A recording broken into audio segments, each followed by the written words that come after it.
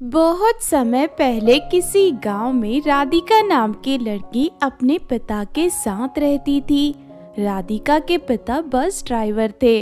राधिका को खुश रखने के लिए वो कड़ी मेहनत करने से पीछे नहीं हटते थे। ज्यादा काम करने की वजह से राधिका के पिता ठीक से सो नहीं पाते थे। इस तरह एक दिन वो बस चला रहे थे, तभी अचानक उनकी आंख लग जाती है और बस पेड़ से टकराती है। उस समय बस में उनके अलावा कोई नहीं था। वो बुरी तरह घायल हो जाते हैं। तभी वहां से गुजर रहे कुछ लोग अस्पताल में उन्हें भर्ती करवा देते हैं। जब राधिका को ये बात पता चलती है तो वो भागी भागी अस्पताल पहुंचती है। तुम्हारे पिता का बहुत बड़ा एक्सीडेंट हुआ है। बड़ी मुश्किल से उनकी जान बच पाई है। उनके पैर किसी काम के नहीं रहे, वो कभी नहीं चल सकते। डॉक्टर की बातें सुनकर राधिका को बहुत दुख होता है। उसके बाद में अपने पिता को घर ले जाती है। इस तरह कुछ दिन बीत जाते हैं। फिर एक दिन, आज तो पिताजी की दवाइयाँ खरीदने के लिए भी पैसे नहीं बचे। अगर पिताजी को समय पर दवाई नहीं मिली तो उनकी तबीयत और ज्यादा बिगड़ जाएगी। उसके बाद राधिका अपने कुछ पहचान वालों के पास जाकर उनसे पैसे मांगती है, लेकिन राधिका के बुरी हालतों को देखते हुए कोई भी उसे पैसे नहीं देता। राधिका के पिता ने उसे बस चलाना सिखाया था। राधिका फौरन अपने पिता की कंपनी में काम मांगने पहुंच जाती है।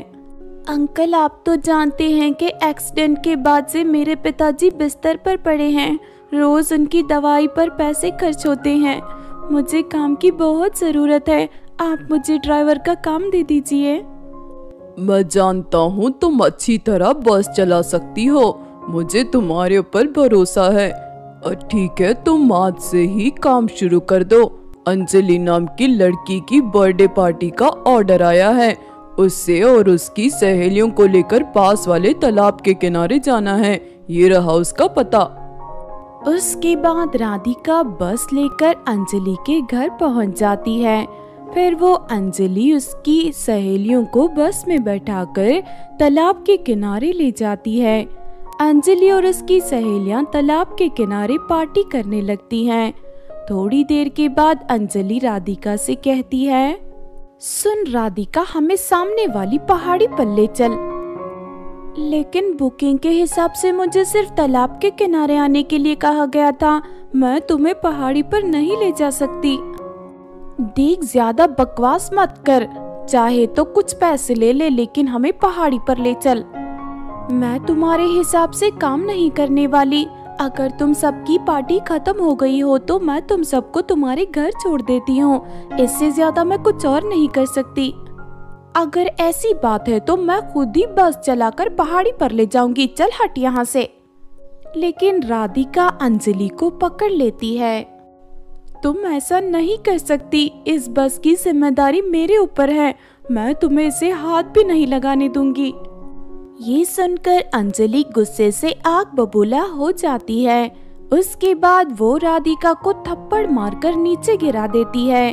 फिर अंजलि पत्थर उठाकर राधिका के सर पर वार करने लगती है। राधिका बुरी तरह घायल होकर बेहोश हो जाती है। अरे अंजलि, ये तुमने क्या कर दिया? इतनी बुरी तरह मारने की क्या जरूरत थी? लगता है ये तो मर चुकी। हाँ, मुझे भी ऐसा ही लगता है। दीदी देखो, तुम सब अपना मुंह बंद रखना। मैं तुम सबको ढेर सारे पैसे दूंगी। चलो इसे उठाकर नदी के किनारे फेंक देते हैं। बस के मालिक से कह देंगे ये शराब पी रही थी और नशे में नदी में गिर गई। हाँ, ये ठीक रहेगा। हम इसी तरह की बात करेंगे। चलो सभी से उठाकर नदी में फेंको। उसके बाद सभी लड़कियां राधिका को उठाकर नदी में फेंक देती हैं। नदी के पानी में बहते हुए राधिका वहां से दूर चली जाती है। देखते ही देखते रात हो जाती है। जब राधिका घर नहीं लौटती तो उसके पिता परेशान हो जाते हैं। फिर राधिका के पिता पड़ोस में रहने वाले एक आदमी को आवाज देकर अपने पास बुला लेते हैं। ओ भाई, मेरी बेटी अभी तक वापस नहीं आई। आप मेरी कंपनी में जाकर मेरी बेटी का पता लगाओ, मुझे उसकी बहुत फिक्र हो रही है। लेकिन वो आदमी बहुत ही ज्यादा बदतमीज और मतलबी था। अरे मैं तेरा नौकर हूँ क्या जो इतनी दूर तेरी बेटी का पता लगाने जाऊँ? मुझे दूसरे काम नहीं है क्या? इतना कहकर वो आदमी वहाँ से चला जाता है।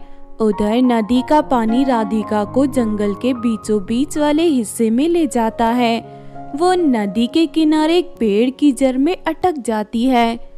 थोड़ी देर के बाद जब राधिका को होश आता है तो वो किसी तरह जड़ को पकड़कर किनारे तक पहुंच जाती है। फिर राधिका भटकते हुए जंगल को पार करने की कोशिश करने लगती है।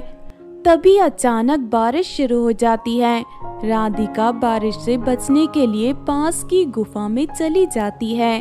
उस समय गुफा के अंदर एक चुड़ैल सो रही थी, लेकिन आहट पाकर चुड़ैल जग जाती है। अरे वाह, क्या बात है! बड़े सालों के बाद इस जंगल में कोई लड़की मिली है। मैंने सालों से किसी लड़की का मुलायम मांस नहीं खाया, पर आज तुझे मार कर मैं तेरा मुलायम मांस खाऊंगी। राधिका चुड़ैल की बातें सुनकर घबरा जाती है और गुफा के बाहर भाग जाती है, लेकिन चुड़ैल उससे उड़कर राधिका को पकड़ लेती है। नहीं नहीं, मुझे मत मारो, मुझे अपने पिता के पास जाना है, छोड़ दो मुझे, अरे कोई बचाओ मुझे।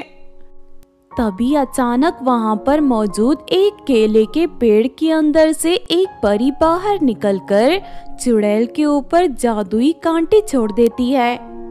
हाय, मर गई रे, मुझे बहुत दर्द हो रहा है। अरे ये कांटे कहाँ से आ गए, कोई बचाओ। उसके बाद चुड़ैल डर के वहाँ से भाग जाती है। मैं इस जादुई केले के पेड़ के अंदर रहती हूँ। तुम्हें देखते ही मैंने तुम्हारे बारे में सब कुछ जान लिया। किसी बात की फिक्र करने की जरूरत नहीं है। मैं तुम्हारे साथ साथ भी तुम्हारे पिताजी की भी जिंदगी बदल दूंगी। उसके बाद परी राधिका के शरीर के ऊपर केले से बना एक सुंदर लहंगा प्रकट कर देती है। उसके बाद परी वहाँ से केले से बना एक छोटा सा घर भी प्रकट कर देती है। ये जादुई केले का घर है, इस पर लगा बटन दबाने से ये विशाल रूप धारण कर लेगा। उसके बाद राधिका केले के घर को हाथ में उठा लेती है। फिर जादुई लहंगा राधिका को हवा में उड़ाकर उसे उसके गांव ले जाता है। राधिका अपने घर के सामने केले के घर को जमीन पर रख देती है, उस पर लगा बटन दबा देती है। अगले ही पल केले का घर विशाल रूप धारण कर लेता है। फिर राधिका अपने पिता को घर के अंदर ले जाती है। घर के अंदर जाते ही राधिका के पिता पैरों में जादुई जूते प्रकट हो जाते हैं और उनका पैर पूरी तरह ठीक हो जाता है। ये देख राधिका बहुत खुश होती है। उसके बाद राधिका के जादुई लहंगे से ढेर सारे सोने के केले नीचे गिरने लगते हैं। राधिका, तुम सोने के केलों को बाजार में बेच दो, उसे तुम बहुत धनवान बन जाओगी और खुशी से अपनी जिंदगी जियोगी। उसके बाद राधिका सारे सोने के केले बाजार में बेच देती है और बदले में उसे बहुत सारे पैसे मिल जाते हैं। इस तरह राधिका और उसके पिता दोनों बहुत अमीर बन जाते हैं। उस दिन के बाद से उन दोनों के जीवन में कभी कोई परेशानी नहीं आती और राधिका अपने पिता के साथ हंसी खुशी अपना जीवन जीने लगती है। एक बार की बात है, किसी समुंदर में देविका नाम की एक जलपरी अपनी माँ के साथ रहती थी। देविका की माँ जलपरी होने के साथ साथ बहुत सारी शक्तियों की मालिक थी। उसी समुंदर में करण नाम का एक लड़का हमेशा मछलियाँ पकड़ने आया करता था। करण को देविका बहुत पसंद करती थी, लेकिन उससे बात करने की हिम्मत नहीं जुटा पाती थी। इस वजह से वो रोज करण को छुपकर देखा करती थी।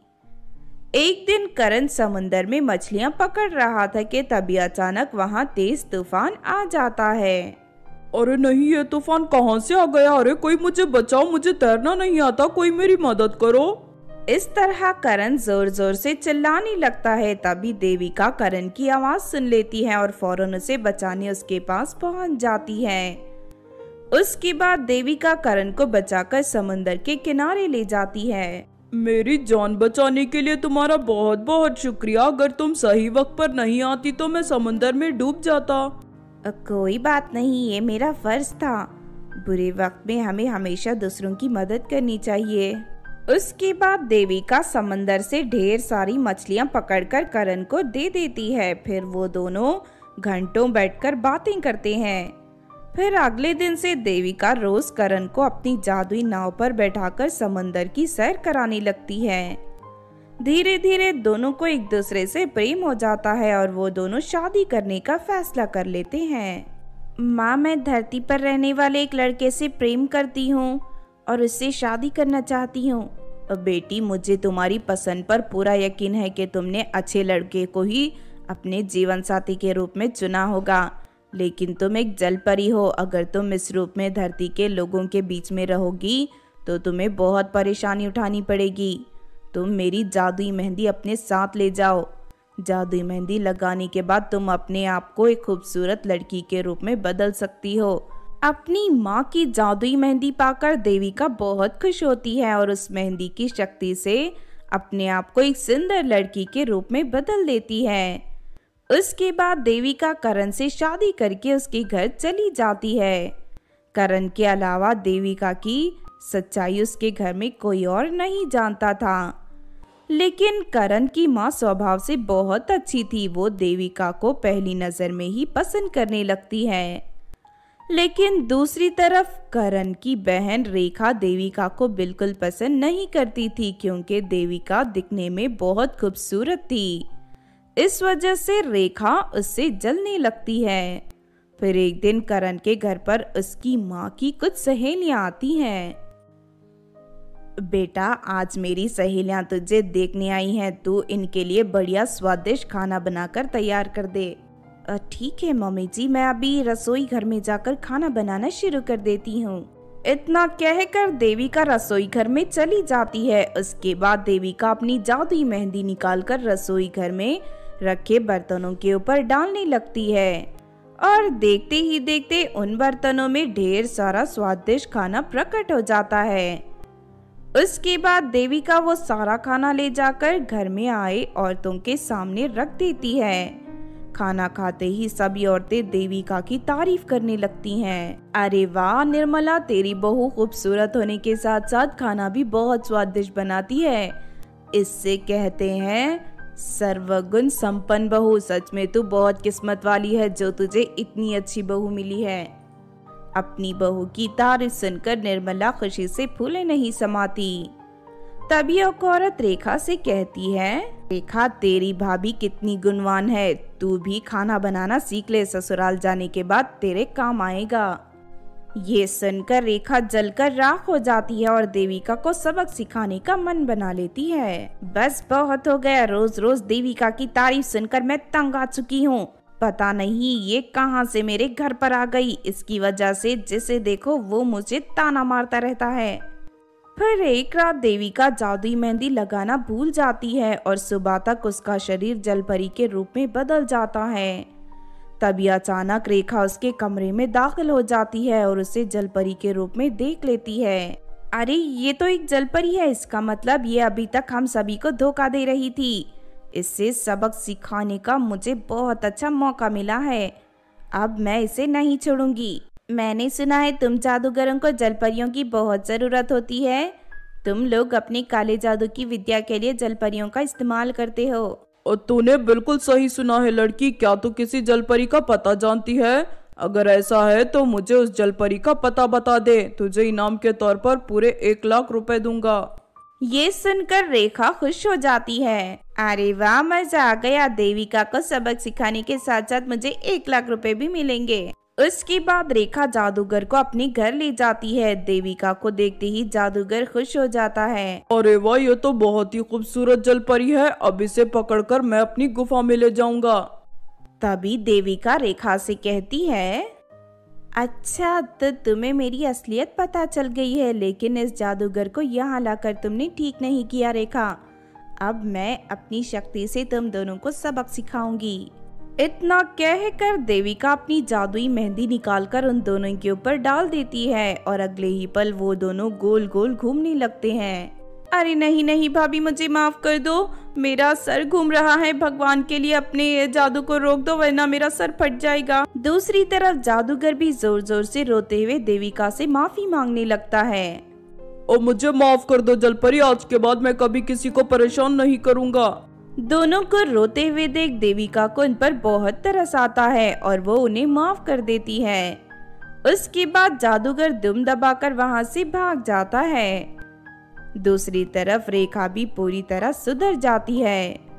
उस दिन से देविका के साथ मिलजुल कर रहने लगती है। एक बार की बात है, किसी गांव में सौम्या नाम की लड़की अपनी माँ के साथ रहती थी। सौम्या बचपन से ही खेल कूद में बहुत आगे थी। वो हमेशा दौड़ प्रतियोगिता में अव्वल आती थी। इस तरह सौम्या ने अपने कॉलेज के दौड़ प्रतियोगिता में भाग लेकर बहुत सारे इनाम जीते थे। पर कुछ समय बाद उस राज्य की रानी अपने राज्य में एक दौड़ प्रतियोगिता करवाने का फैसला करती है। फिर अगले दिन रानी की एक मंत्री आसपास के गांव में जाकर लोगों को महल में होने वाली दौड़ प्रतियोगिता के बारे में बताने लगती है। सुनो सुनो सब लोग, ध्यान से मेरी बात सुनो। आने वाले 10 तारीख को रानी ने महल में लड़कियों के लिए दौड़ प्रतियोगिता का आयोजन की घोषणा की है।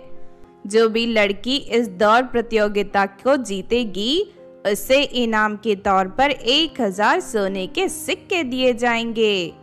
जब ये बात सौम्या को पता चलती है तो वो खुश हो जाती है। माँ, हमारी रानी महल में लड़कियों की दौड़ प्रतियोगिता करवाने वाली है और जीतने वाली लड़की को पूरे 1000 सोने के सिक्के इनाम देगी। अब चाहे कुछ भी हो जाए, मैं दिन रात मेहनत करके अपने आप को तैयार करूंगी और इस दौड़ प्रतियोगिता को जीत कर ही रहूंगी। 1000 सोने के सिक्के मिलने से हमारी गरीबी हमेशा के लिए दूर हो जाएगी। अब बेटी, तू ठीक कहती है, लगता है भगवान ने हमारी किस्मत बदलने का हमें मौका दिया है। फिर अगले दिन से सौम्या रोज सुबह उठकर दौड़ना शुरू कर देती है। सौम्या की मेहनत देख उसकी माँ बहुत खुश होती है।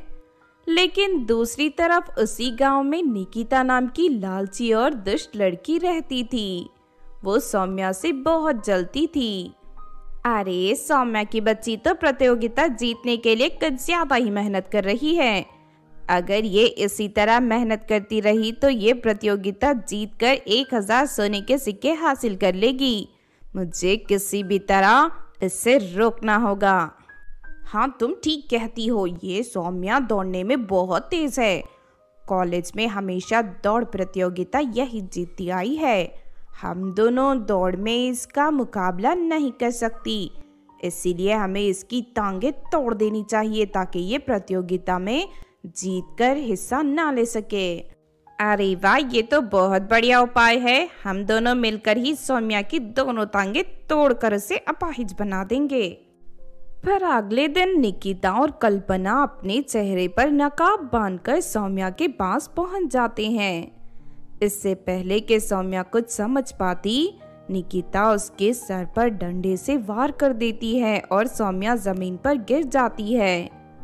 उसके बाद निकिता और कल्पना दोनों मिलकर सौम्या के पैरों पर डंडे से वार करने लगते हैं। देखते ही देखते सौम्या बुरी तरह घायल हो जाती है। थोड़ी देर के बाद सौम्या बेहोश हो जाती है। ये देख कल्पना और निकिता वहां से भाग जाते हैं। इस तरह वो दोनों मिलकर सौम्या के दोनों पैर बुरी तरह तोड़ देते हैं और सौम्या अपाहिज बन जाती है।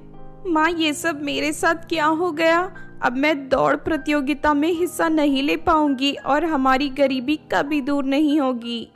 बेटी, तू चिंता मत कर। मैंने सुना है पास वाले गांव में एक जादुई मोची रहता है जो तरह तरह की जादुई सैंडल और जूते बनाता है।